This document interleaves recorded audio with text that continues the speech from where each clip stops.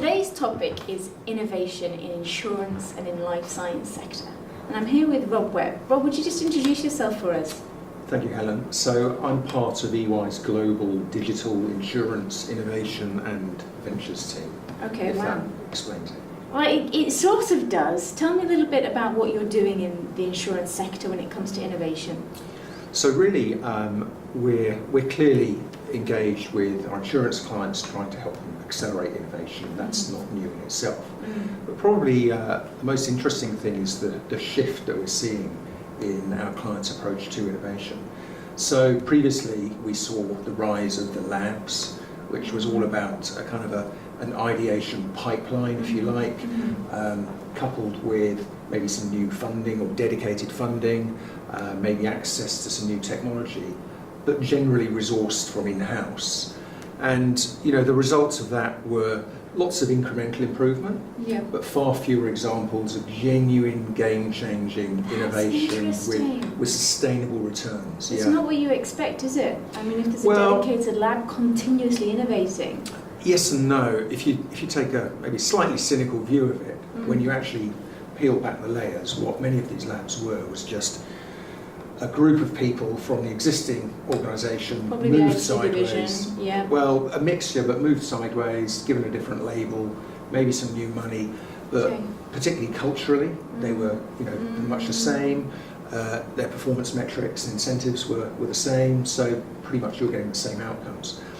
So what we're really seeing today is a rise in what's commonly referred to now as the venture studio model. Okay. And really the way to think about a venture studio is it's more like an open innovation model. So people who are familiar with open banking, for example, would get the analogy.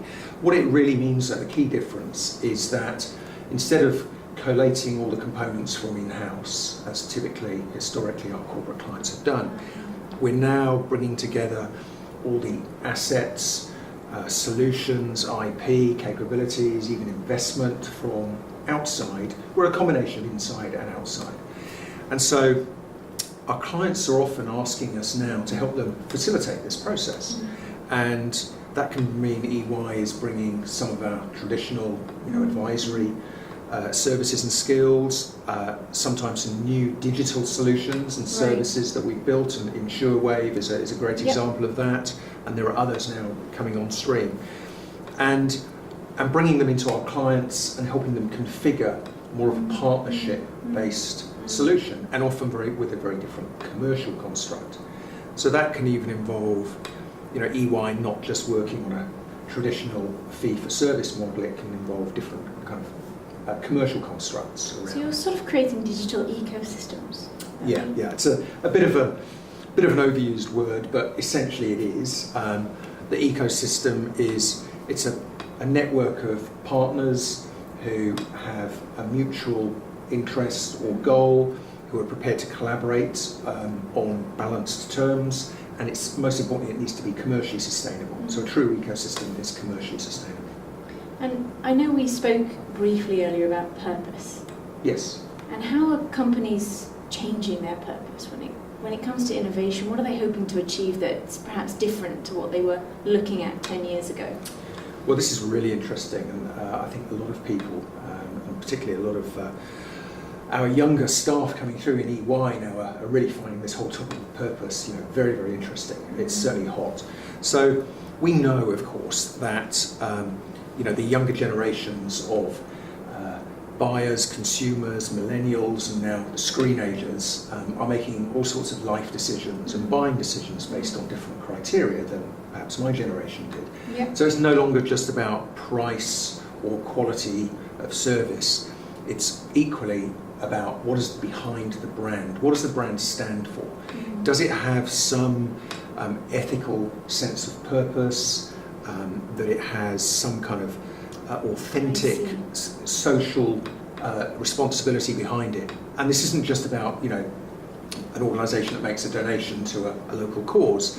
This is about demonstrating that the whole way of working, the whole service proposition, the whole brand is authentically linked to some ethical sense of purpose. And typical themes that emerge around environmental impact, around ethical sources of labour, and around local community projects like school programmes and education and health.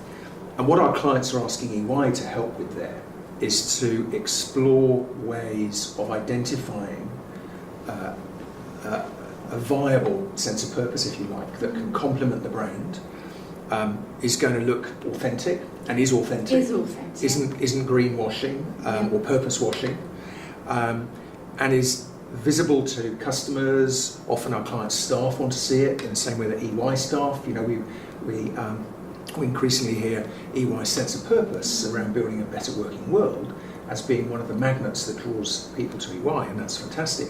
Our clients are looking for the same kind of thing, and even to their owners, investors, shareholders. So really demonstrating, having a mechanism to show that purpose is now embedded in the way a business operates and in the proposition that it offers to its customers. And it's perhaps a different purpose than a company would have had historically. It's interesting how the consumers are shifting the way companies define themselves and what they see as important.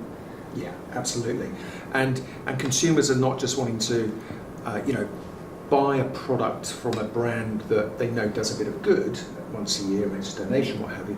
They actually want to participate in that process. Mm. So, for example, we see some of our insurance and health and retail clients getting down the road of initiatives that promote health and well-being, and often wanting their customers or patients to be performing healthier lives, healthier working weeks, eating healthier, sleeping healthier, staying on top of health conditions, going to the gym, all that kind of stuff. Now that's great for the individual, but it's even better if the act of, say, an example, someone goes to the gym, not only do they, they feel better and they're healthier hopefully, but if behind the ecosystem somebody sponsors that gym session and turns it into points or rewards that goes to a cause of their choice. It might be their kids' local school, or it might be an education fund. So it's linkage of linking people's action with their transaction with a client or a brand, and linking that purpose into the community in a real authentic way. It's brilliant. It's a really fascinating topic, and I wish we could talk for longer about it. But today I just want to move on to another topic, which is emerging technologies. As we look to the future, over the next 10 years, is there any big emerging technology that you think is going to transform the world? Is there one that you'd put your money on? Oh my goodness, what a question. I'm sure that everyone watching this has got their own ideas of that. And that's why we ask it most weeks, actually. We ask it most weeks. Well, look, let me preface that by saying someone much smarter than me once said, and I can't remember who, I'm afraid, but somebody once said a great quote: "The future is already here, it's just not evenly distributed." And I'm sure somebody out there will know who said that, or will have Googled it whilst I'm talking.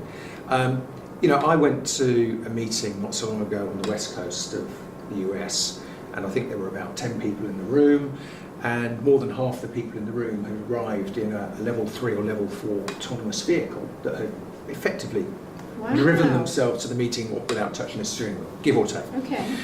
Now, obviously, there were lots of things in place that enabled that to happen. It was in Silicon Valley, not surprisingly, the kind of the spiritual hub of autonomous vehicles, if you like, and there are lots of things in place that can enable that. If you go to other parts of the world and you have a conversation around AVs, you'll get different answers. So it's difficult to really pick one technology that I think is going to dominate. We're going to see clearly automation play a huge role in our clients' businesses, and automation is going to impact our own business. I think the real point of interest for me and the way that EY engages with our clients is not just around the provisioning of the solution. So putting the solution in is clearly important and a great part of our business, but the shift that will happen alongside the solution and what is the new human factor. So if you imagine an environment where technology is replacing many transactional roles in people's day-to-day jobs, what is the shift that now occurs? And what is the human value add that we identify that sustains competitive advantage for our clients? And I think it's going to be around what humans do that technology still can't do, Still can't do. and probably will struggle to do for a long time, which is around relationships and understanding that kind of that sixth sense, if you like, the emotional factor, exactly. Yeah. So not just the IQ but the EQ, and you know, the understanding that despite all the technology, and it's fantastic, isn't it, but there's still a time and a place for a face-to-face interaction that no tech can replace, and recognising when those times occur and how to provision them and the value of that human interaction.